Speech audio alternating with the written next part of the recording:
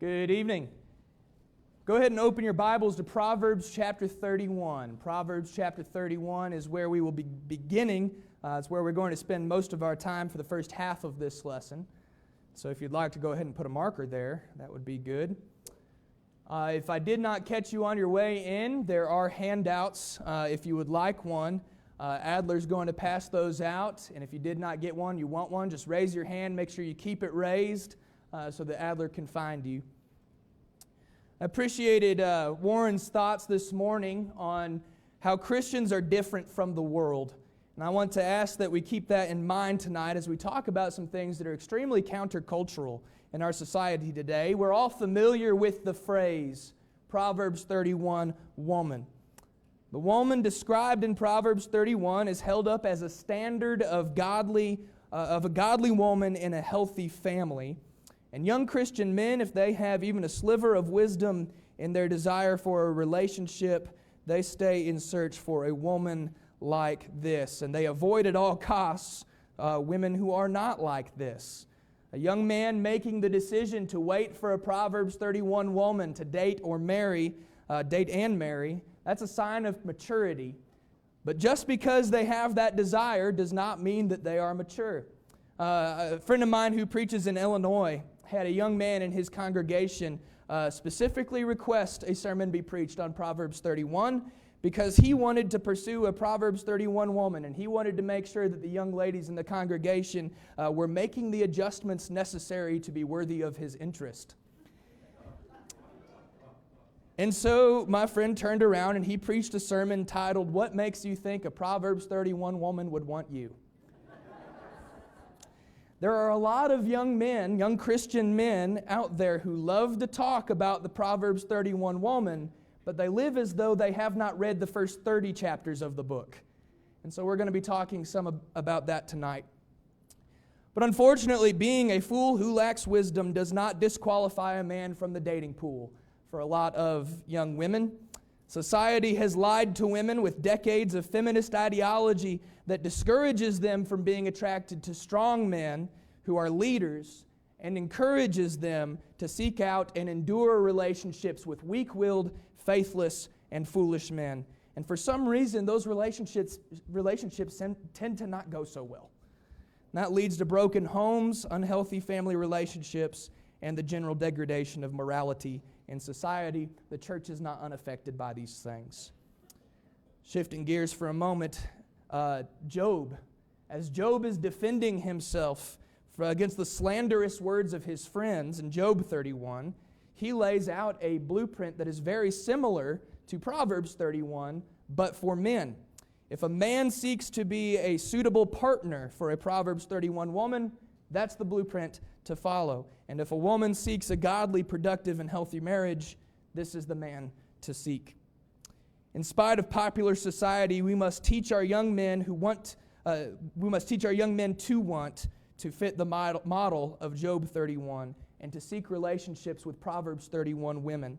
And we must teach our young women to fit the model of Proverbs 31 and seek relationships with Job 31 men. And while the primary application of these chapters is typically going to be this evening towards those who are unmarried, there is application here for everyone. To the wives, as we read Proverbs 31, you can be thinking about ways that you can grow to fit this profile better.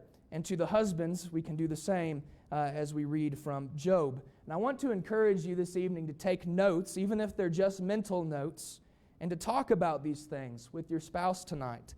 And for any who may not be looking for relationships right now, these blueprints are more than just blueprints to marriage. They're blueprints to having godly character.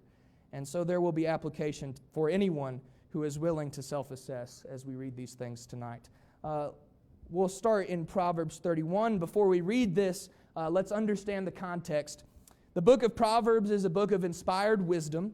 The section about the Proverbs 31 woman, it's not a description of what a woman has to do or else she is in sin, but it is an inspired description of what a good wife looks like. This chapter of Proverbs is recorded by King Lemuel. We see that in verse 1. It is actually the wisdom of his mother that she is giving to him. And this is the kind of woman, what Proverbs 31:10 through the end of the chapter describes, is the type of woman who the king's mother wishes for him to marry. And so most of the time I think that it is assumed that Proverbs 31 is written to women about how they should be.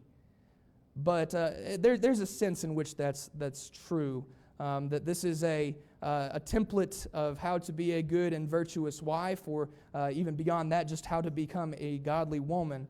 But I think it's important for us to recognize that the intended audience of this message is the young men. The entire book of Proverbs contrasts wise men from foolish men. And the message that we should take from this chapter is that if you pursue a woman like the one described here, you are a wise man. And if you pursue a woman who is like any of the other women described in Proverbs, you are the definition of a fool. And so we'll begin by reading Proverbs 31. We'll begin in verse 10. It says, "Who can find a virtuous wife? For her worth is far above rubies. The heart of her husband safely trusts her, so he will have no lack of gain. She does him good and not evil all the days of her life. She seeks wool and flax and willingly works with her hands. She is like the merchant ships. She brings her food from afar. She also rises while it is yet night and provides food for her household and a portion for her maidservants. She considers a field and buys it. From her profits she plants a vineyard. She girds herself with strength and strengthens her arms. She perceives that her merchandise is good, and her lamp does not go out by night. She stretches out her hands to the distaff, and her hand holds the spindle. She extends her hands to the poor, yet she reaches out her hands to the needy. She is not afraid of snow for her household, for all her household is clothed with scarlet. She makes tapestry for herself. Her clothing is fine linen and purple. Her husband is known in the gates when he sits among the elders of the land. She makes linen garments and sells them, and supplies sashes for the merchants. Strength and honor are her clothing. She shall rejoice in time to come. She opens her mouth with wisdom, and on her tongue is the law of kindness. She watches over the ways of her household, and she does not eat the bread of idleness. Her children rise up and call her blessed, her husband also, and he praises her. Many daughters have done well, but you excel them all. Charm is deceitful, beauty is passing, but a woman who fears the Lord, she shall be praised. Give her of the fruit of her hands, and let her own works praise her in the gates." Firstly, as we examine this text, I would like to examine some character traits of this woman that we can take some application from. The first thing that we see is that she is trustworthy. In verse 11, it says that the heart of her husband safely trusts her. And I think there are a lot of different applications that we can make with this idea of a trustworthy wife or trustworthy woman. But I want to bring up what I believe to be an obvious one. Can you trust her to keep private things private? Proverbs chapter 11 and verse 16 reads, "Whoever goes about slandering reveals secrets, but he who is trustworthy in spirit keeps a thing covered." I think this is a very valuable characteristic in a wife, very valuable quality in a wife. Your wife is someone who you will open up to and be vulnerable with, who will go through the difficulties and struggles of your life with you. And so it is valuable that she keeps private things private. In some ways, this may go along with the idea of the woman not being lazy, which we will also talk about. Paul warned Timothy about young widows who had too much time on their hands. In 1 Timothy chapter 5, verse 13, that they learn to be idle, wandering about from house to house, and not only idle, wandering, but also gossips and busybodies, saying things which they ought not say. That's the opposite character to what we see in Proverbs 31. And so if you find a girl who is busy and willing to do work, willing to be busy doing good works, she won't be busy saying and doing things that she shouldn't, I think is the idea there. With trustworthiness, I also want to mention the importance of marrying a woman that you trust to be faithful to you. Proverbs is full of advice about avoiding adultery. It's almost like Solomon might have had some personal experience with that in his family, and so he spends a lot of time talking about that. In Proverbs chapter 7, it gives a profile of a adulterous prostitute. In verses 19 and 20, she tells a young fool, My husband is not at home. He has gone on a long journey. He has taken a bag of money with him, and he will come home on the appointed day. In other words, I know when he's coming back. We have until then. You would think that this would be obvious, but a lot of otherwise smart men have been turned stupid by a girl. So don't pursue a woman who you can't trust to be home without you. Find someone who is worthy of your trust. In verse 13 of Proverbs 31, we see that she works willingly with her hands. Part of this gets to another thing that we'll talk about, the quality of being industrious. But I think this idea also includes a lack of complaining about the things that she is doing. She isn't just doing the work, but it's something that she's volunteering for. It's something that she wants to do. She is servant-minded. Working without complaining, you think about the world, this is one of the biggest ways in which we can be different from the world, because it seems like all the world does is complain, and specifically complain about work. And so in Philippians chapter 2, in verses 14 and 15, it says, "Do all things without complaining and arguing, that you may become blameless and innocent, children of God without fault in the midst of a crooked and perverse generation, among whom you shine as lights in the world." The Proverbs 31 woman is a light because she has this servant's heart. She has this quality of working willingly. She works without complaining. She works without arguing. And the advice of King Lemuel's mother is to find a girl like that. In verse 22, we find that she is mindful of her appearance, that she makes tapestry for herself. Her clothing is fine linen and purple. She cares about the way that she presents herself to the world. She dresses nice, is the idea here. I believe this includes her modesty. There are other women with other clothing that are described in Proverbs, and the Bible describes them as wearing the attire of a harlot. That's the comparison in Proverbs. You've got the Proverbs 31 woman, and then you've got the women that wear the attire of a harlot. Proverbs 31 describes the woman who it is wise for a man to pursue, but the immodest women in Proverbs are not only described as unwise to pursue, they are described as unwise to be around at all. In Proverbs 6 and verse 26, it says, "By means of a harlot a man is reduced to a crust of bread, and an adulterous woman will prey upon his precious life." That's some pretty serious language. Describing this type of woman in Proverbs 7 and verse 10, it says that she has the attire of a harlot and a crafty heart. There is some type of dress that the Bible describes as being what a prostitute would wear. That this is the attire of a harlot. And I don't think it takes much thinking to know what that would be. And it isn't very much. There are some people who teach, there are some preachers who teach that modesty is more about the character of the heart than it is what is worn on the body. And I'm sorry, but that's about the least common sense take I could possibly think of on that. It doesn't make any sense at all. But because of it, there are a lot of Christian women out there who don't have the heart or intent of a prostitute, but they wear the same clothes that a prostitute would, the attire of a harlot. So she may have the Proverbs 31 heart, but if she still has a Proverbs 7 wardrobe, young men would be wise to stay away from her. Bikini pics and booty shorts, red flags for Christians. Proverbs 7, verse 7 and 8, "Among the foolish I perceived among the youths a young man lacking in understanding, passing along the street near her corner," talking about this immoral woman, "and he took the path close to her house." Not only should you not pursue a woman like that, unless you are a fool, there's no reason for you to hang around someone like that while they are dressed in that way. We find in Proverbs 31 and verse 25 that the Proverbs 31 woman's clothing is her strength and honor. Instead of calling attention to her body with her dress, the Proverbs 31 woman does like Peter says in 1 Peter chapter 3, verses 3 and 4, "Do not let your adornment be merely outward, arranging the hair, wearing the gold, or putting on fine apparel. Rather, let it be the hidden person of the heart, with the imperishable beauty of a gentle and quiet spirit, which is very precious in the sight of God." Find a girl that respects herself and respects you enough to cover herself, to cover her body, and present herself well to the world, who will have both modest character and modest clothing. In verse 26 of Proverbs 31, we find that she is wise and kind, that she opens her mouth with wisdom, and on her tongue is the law of kindness. I will readily admit to you that Becca has provided me with wisdom in situations where I did not have it for myself.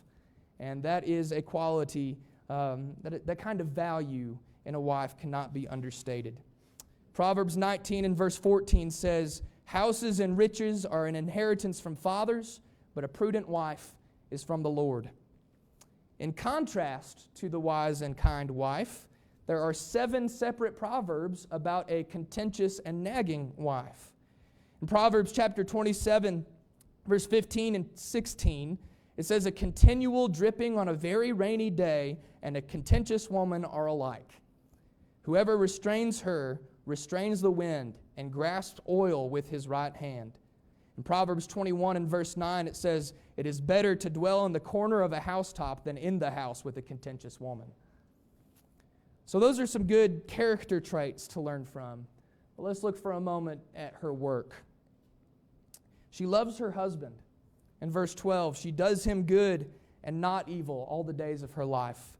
Warren makes a good point. Becca and I have been going through our premarital studies with Warren and Debbie, and Warren makes a good point from Titus chapter 2, verse 4, that the older women are to teach the younger women to love their husbands. It's a learned skill. It's hard for us men to believe, but sometimes we are not easy to love. So boys, find a woman who is willing to learn from the teachings of the older, more experienced women, and who is willing to put that knowledge to work in your relationship. We find in verse 14 and 15 that she provides food and clothing, as well as verse 19 and verse 27. Verse 14 and 15, it says she brings her food from afar. She rises while it is yet night and provides food for her household. In verse 19, it says she stretches out her hands to the distaff and her hand holds the spindle, talking about making clothing there. Verse 27, she watches the ways of her household and does not eat the bread of idleness. In other words, she is aware of what needs to be done in her home, and she works and takes care of those things in the home. Again, in Titus chapter 2, verse 4 and 5, Paul instructs the older women to instruct the younger women to love their children and to be homemakers. I mentioned in a sermon a few weeks ago about how much our society has changed in this particular area, and not for the better. Decades ago, there was a debate as to whether or not women should work outside of the home, and now it seems as if the debate is about women should do any work inside the home. I don't believe that it is wrong for women to work outside the home. We're actually going to talk about that in the context of Proverbs 31 in a minute, but it is clear that the biblical model is that her emphasis should be in the home. And so, boys, find a girl who will raise your children and make your house into a home. In verse 16, 18, and 24, we find that the Proverbs 31 woman makes good financial decisions. She considers a field and buys it. From her profits she plants a vineyard. Verse 18, she perceives that her merchandise is good. Verse 24, she makes linen garments and sells them. And so here is where that work and that industry comes into play, that contributing to the household income even. But there are women who are wasteful spenders. Don't get involved with a woman who's going to spend all of your money. That's going to lead to problems. Most divorces are because of financial disputes. In Proverbs 21 and verse 20, it says, "There it is a desirable treasure and oil in the dwelling of the wise, but a foolish man wastes it," squanders it, spends it all. Rather than spending wastefully, a Proverbs 31 woman will contribute to your income, whether through her hard work outside of the home or through her wise investing. And it seems like the Proverbs 31 woman is doing both of those things, that she is selling things and she is investing money in land. So find a woman who is willing to do work that will contribute to the home economy. And our next point kind of goes with that she is prepared. In verse 21, it says, "She is not afraid of snow for her household, for they are clothed with scarlet." In Proverbs chapter 6 and verses 6 through 8, it compares this type of industry and this type of attitude and preparedness to the work of an ant, like the insect, an ant. And it says, "Go to the ant, you sluggard. Consider her ways, be wise, which having no leader, no overseer, no ruler, provides her supplies in the summer and gathers her harvest in her food in the harvest. In other words, rather than being lazy, lay up for yourself now so that when you need it, you will have it. And there is great value in a woman who considers those things. In verse 23, we see that she supports the spiritual activity of her household. It says that her husband is known in the gates when he sits among the elders of the land. Well, why is he known there? Because he's there a lot. And why is he able to be there a lot? Because she's holding down the fort at home so that he can have the ability to sit with the wise and develop and contribute spiritually. You see here part of the reason for the wife to be a homemaker. You also see some of the reason for her to contribute to household economy so that the husband can be active spiritually, that he can grow himself into a strong spiritual leader, that he can gain wisdom that makes him a better husband and a better father, and that he can contribute to the work of the kingdom. So boys, find a wife that will push you and encourage you and challenge you and enable you to sit with the elders at the gate. Pursue a woman who wants you to be the leader of the family and helps you to be a good one. That she wants you to go to that men's Bible study. She wants you to spend time evangelizing. She wants you to prepare sermons and class material. And she gives you the time that you need in order to develop yourself and study for those things. And then finally, we see that she is generous and charitable. In verse 20, she extends her hand to the poor. She reaches out her hands to the needy. So find a girl who loves people and wants to take care of them. This involves charity and caring for the helpless, but it also involves things like hospitality. Romans chapter 12 and verse 13 instructs Christians that brotherly love involves distributing to the needs of the saints. So there you've got your generosity, but it also involves pursuing, that's seeking out opportunity for hospitality. In Hebrews chapter 13 and verse 1 and 2, it says, "Let brotherly love continue. Do not forget to entertain strangers, for by doing so some have unwittingly entertained angels." And the character, I believe the character and the work of the Proverbs 31 woman is summed up in verse 30, that she fears the Lord. Charm is deceitful, beauty is passing, but a woman who fears the Lord, she shall be praised. That's repeated throughout the entire book of Proverbs, that the fear of the Lord is the beginning of wisdom. If you don't have that, you don't have wisdom. I'm not going to stand up here and tell you that looks don't matter at all, because I believe that they do.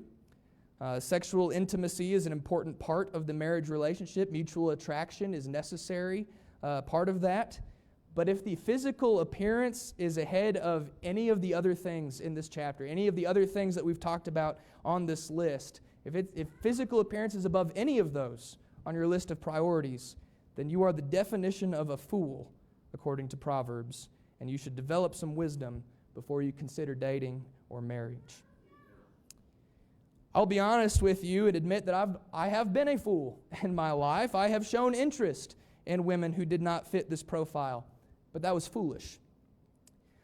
If I did not believe Becca fit this profile, I never would have dated her. And if dating her did not confirm to me that she fit this profile, that her worth is far above rubies, I would have broken up with her. And that is the only wise purpose of Christian dating, by the way, is to confirm the godliness of your potential spouse. A woman who fits this profile is worthy of praise. Becca just happens to not be here tonight, so I can say this without embarrassing her. But when I got down on one knee, I told her exactly what it says in verse 29, that many daughters have done well, but you excel them all. And if I had any reservation in saying that, I would not have proposed to her. So my advice to the young men is to find a woman who you can honestly say that about, without reservation, and marry that woman. And if you can't say this to her with certainty, then you should not marry her. Let's talk about Job 31 for a moment. Job 31. A little background on this one. It's a little different of a profile than what we saw in Proverbs 31. Remember, Proverbs 31 is in the context of a book of wisdom. It is a profile to aspire to or to grow towards. It contains standards that are not necessarily sinful if you don't meet them, but they are good and wise to fulfill. Job 31, on the other hand, is Job defending himself and explaining all of the ways in which he has not sinned. So if a man does not fit this profile, it is likely that it is because he has sin in his life that he needs to deal with. And that's all the more reason for men to make sure that we are aspiring to fit into this profile, and for women to make sure that they do not get involved with men who fall short of it. So keep those things in mind as we read, beginning in verse 1. Job says, I have made a covenant with my eyes. Why then should I look upon a young woman? For what is the allotment of God from above, and the inheritance of the Almighty from on high? Is it not the destruction of the wicked and a disaster for the workers of iniquity? Does he not see my ways and count all my steps?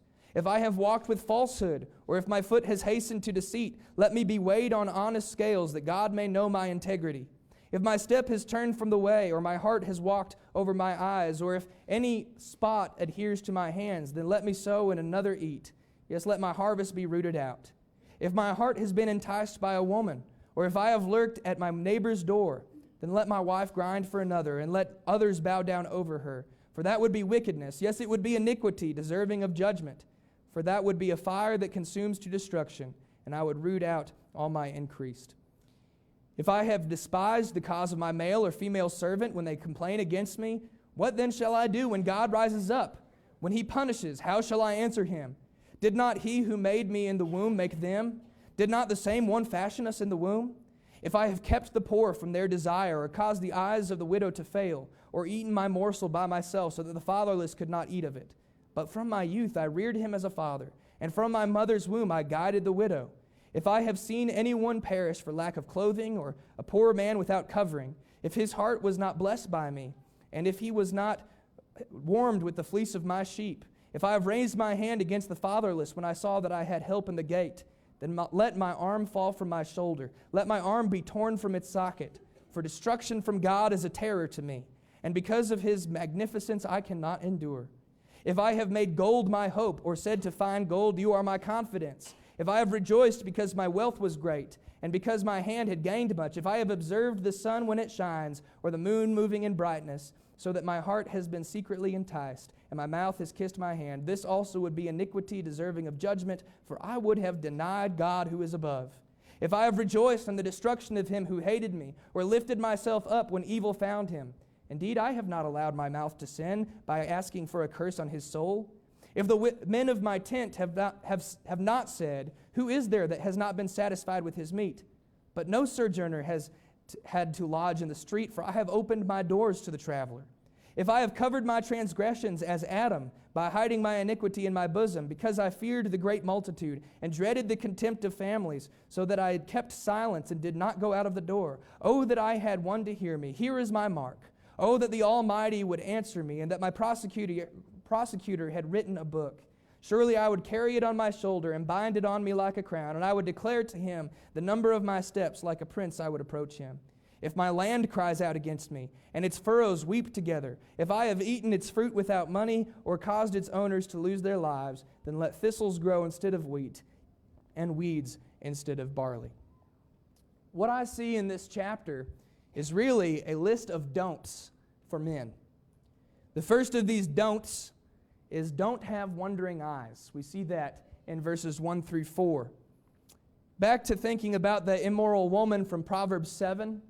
It says in Proverbs 7:25 and 26, it says, do not let your heart turn aside to her ways, do not stray into her paths, for she has cast down many wounded, and all who were slain by her were strong men.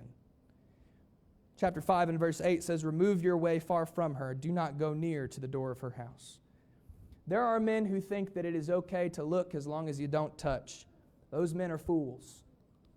There are men who think that they are strong enough to put themselves in situations where they are alone with the opposite sex a lot. There are men who think they are strong enough to hang out with women who dressed immodestly and are sexually promiscuous. Those men are fools. Young women should stay away from men like that. If you're a man who watches pornography, stop it. We've had the conversation from this pulpit about the connection between pornography and divorce, that adultery and pornography are not the same thing, but if you think that pornography will not lead you to adultery, you are a fool. Make a covenant with your eyes. Avoid immoral and immodest women. 2, don't be deceitful. Verses 5 through 8. Be honest. Be a man of integrity. And young ladies, if a man is a liar, he's probably not the man for you. Proverbs 6, verses 16 through 19 talks about the 7 things that the Lord hates. 2 of them are lying. That should tell us something.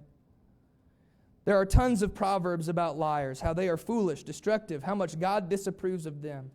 Proverbs 26 and verse 28 says that a lying tongue hates those who are crushed by it, and a flattering mouth works ruin. If you want to bring hate and ruin to your relationship, get involved with a liar. Number 3, don't be adulterous. And I think we can make application here that just if you're not married yet, don't be sexually active with someone you are not married to. We see that in verses 9 through 12. The actual wording in verse 9 is, if my heart has been enticed by a woman. Of course, Job is already married, so this would be describing adultery, but I think that the application can be made to someone who is just sexually promiscuous or sexually minded. A real man controls himself, controls his impulses. A real man shows restraint. How much of Proverbs deals with the wisdom of those who remain sexually pure and the foolishness of those who repeatedly give in to that specific temptation? It's a lot of the Proverbs that deal with that specific thing.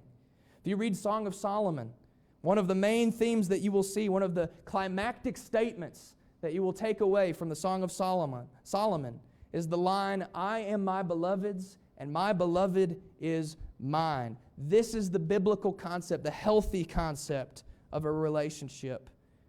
I'm not going to give myself to anyone but my wife, whether you are already married or we are talking about a future wife. That is the biblical and healthy mindset.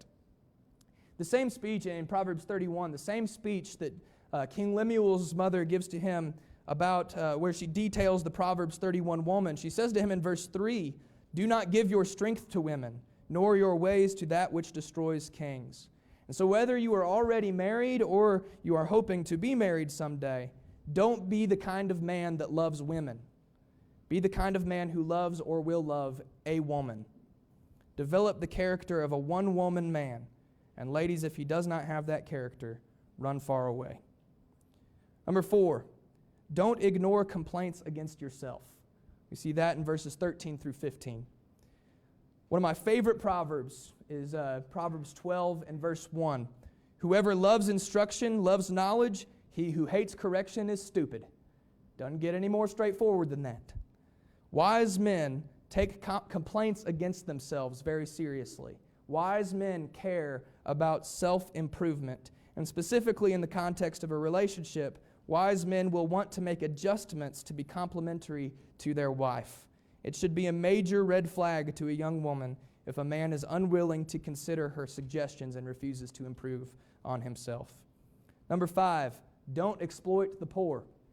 Verse 16 through 23. How does this man treat people?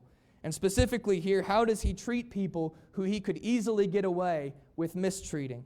Verse 21 mentions raising a hand against the fatherless when he saw that he had help in the gate. That basically means that he could exploit this helpless person, completely get away with it with no consequences because he has connections.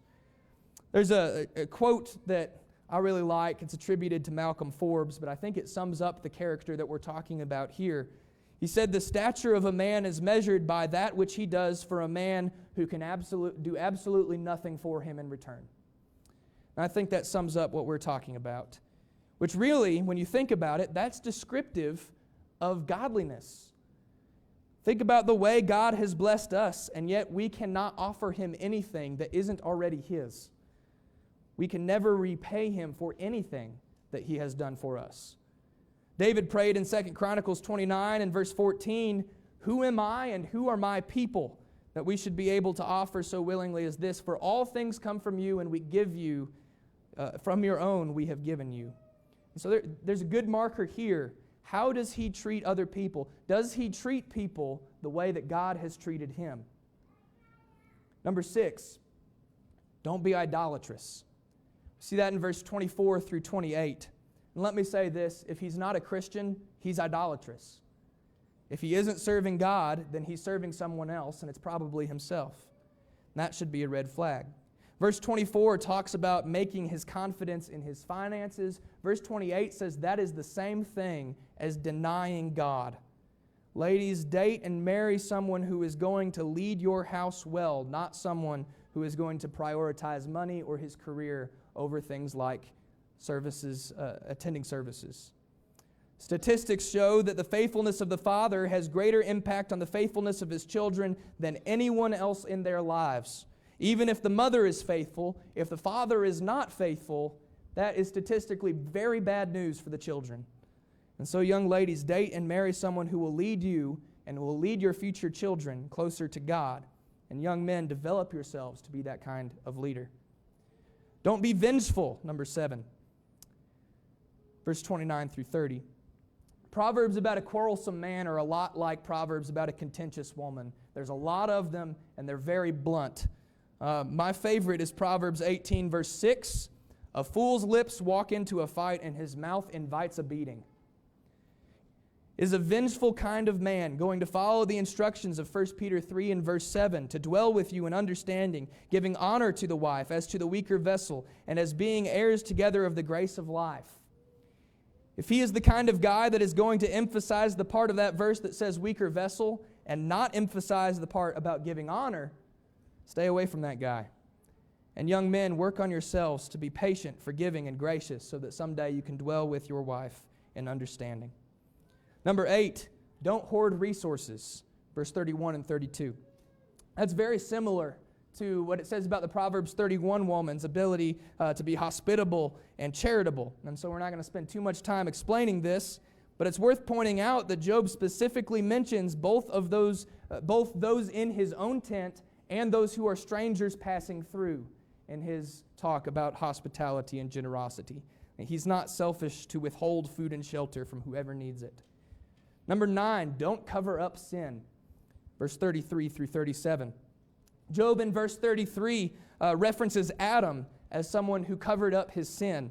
You remember when Eve gave to Adam of the tree of knowledge of good and evil, and he ate, and then they hid from God because of shame? What did Adam do as the leader of his household? He blamed it all on his wife. Adam completely failed as a leader of his family because firstly, he submitted himself to his wife by taking the fruit from her, and secondly, his pathetic excuse for his sin was that his wife led him to it. That does not make it better, Adam. You were supposed to be the leader. So young ladies, look for a man who is going to be the leader. Not only when it gets him glory, but especially when it gets him blame. Find someone who is going to own his shortcomings and improve on them instead of passing the buck to you or to anyone else. And then finally, number 10, don't abuse your blessings. Verse 38 through 40. Be a good steward. Take care of the things that are entrusted to you. Be responsible. Proverbs 24:27 says, prepare your work outside first. Make it fit for yourself in the field. Afterward, build your house. In other words, take care of first things first. Get your work done, or you will regret it and you will be unable to provide. 1 Timothy 5 and verse 8 says, if anyone does not provide for his own household, or especially for those of his own household, he has denied the faith and become worse than an unbeliever. Be a man with a plan to provide for your family. And then ladies, pursue a man who will support you so that you can be successful as a homemaker. If you've paid any attention to the news lately, you've probably heard a commencement speech given by Harrison Butker, the kicker for the Kansas City Chiefs, my new favorite football player. He basically says very similar things to what we just went over, what the Bible says about these things. And the absolute hatred and the persecution that he has faced from the world for saying those things should tell us something.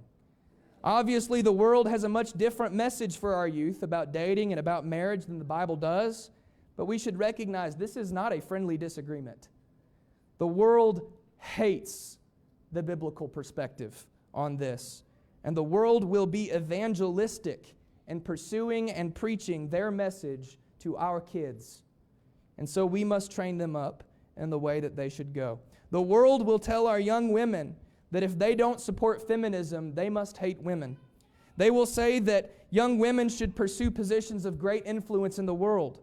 They should be career-oriented. They should be financially driven.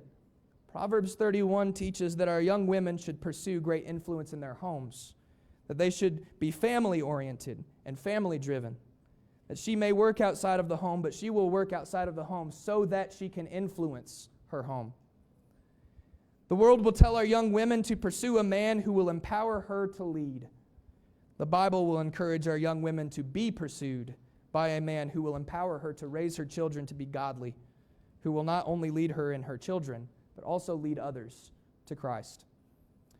For our young men, I believe the conflicting messages of the world are even more confusing. Politically liberal elements of our society will tell them to be submissive, to take the back seat in their relationships, to become feminists. And as a reaction to this, politically conservative elements of our society will tell them to dominate everything in every way and fill every room that they walk into with testosterone. But Job 31 teaches them to be strong and have the ability to dominate, but to exercise self-control and restraint in all things. To be strong, but to be responsible. Responsibility without strength is meaningless, but strength without responsibility is tyranny, and that's not what we want either. That does not make them good husbands. It does not make them good fathers any more than being a feminist would. And the world will teach our young men to pursue the girls who are posting bikini pictures on Instagram, who are sexually promiscuous, who wear clothing that will make other men look upon their nakedness. Or they will be taught to pursue the career women who will be the providers for their families and will enable them to stay home and play video games and rot their brains away. But the Bible teaches our young men to pursue the woman who will make them strong in every way, but especially spiritually. To pursue the woman who will push them closer to God, who will raise their children to be godly, and who will temper your strength with their loving care. These are things that parents and teachers and mentors of our young people should be aware of. But now I'm speaking directly to the young people. As you make decisions about your romantic lives, you have two paths in front of you. You can be wise and be 31 men and women who pursue 31 men and women, or you can do anything other than that and be a fool. That's the language of Proverbs. Don't be a fool. I'm going to offer 4 ways that it is possible for you to be a fool that you should not do. If you pattern your romantic desires after the world, you're a fool. It's interesting that Proverbs 31 and all of its detail and all of its application for women is written to men, telling them what kind of a woman to pursue. And maybe that's because the likelihood, as we think about biblical history, especially in the Old Testament here, as we think about biblical history, the likelihood of men making stupid decisions in regard to women is far higher than the other way around, though that is not unheard of either. So if you pattern your romantic desires after the world, you are a fool. If your plan is to date and marry someone who is not a 31 man and woman and try to fix them into a 31 man or woman, you are a fool. 1 Corinthians 15 and verse 33 says, "Evil company corrupts good morals." And a lot of people have the attitude in dating and marriage that it says the opposite, that good company develops good morals. There is not a relationship in the Bible that is true about. When a righteous person marries a wicked person in the Bible, it only ever goes one way, and it is never good. And so if your plan is to try to fix someone, you're a fool. If you date or marry someone who is a fool, you're a fool. Proverbs 31 is written to a man about how to have wisdom, and the bulk of the chapter is in regard to choosing his spouse. That is one of the most wise or unwise decisions that you can possibly make. It's the easiest way to become a fool is to marry a fool. And number 4, if your motivation behind becoming a 31 man or woman is just to attract a spouse, you're a fool. In fact, if this is your motivation, then you can never truly be a 31 man or woman, because the 31 man or woman's motivation is to be pleasing to God, not to be pleasing to their spouse. If you want to be a good husband or a good wife, be a good Christian. Don't let the world define what your life should look like or what your goals in your relationships should be. Let God have authority in all things, not just in this building, but in every decision that you make in your life, so that you can become a profitable servant and that God will be glorified in all things, even your marriage. It's at this time that we customarily offer an invitation. If you are not a Christian, or if you are a Christian and you have not been living like you should, the time is now to fix those things that are wrong with your life. That can only be done by submitting to the will of God and following His Word. If we can help you do that tonight, or if we can help you in any way, please let us know. You can find me after services or come forward while we stand and sing.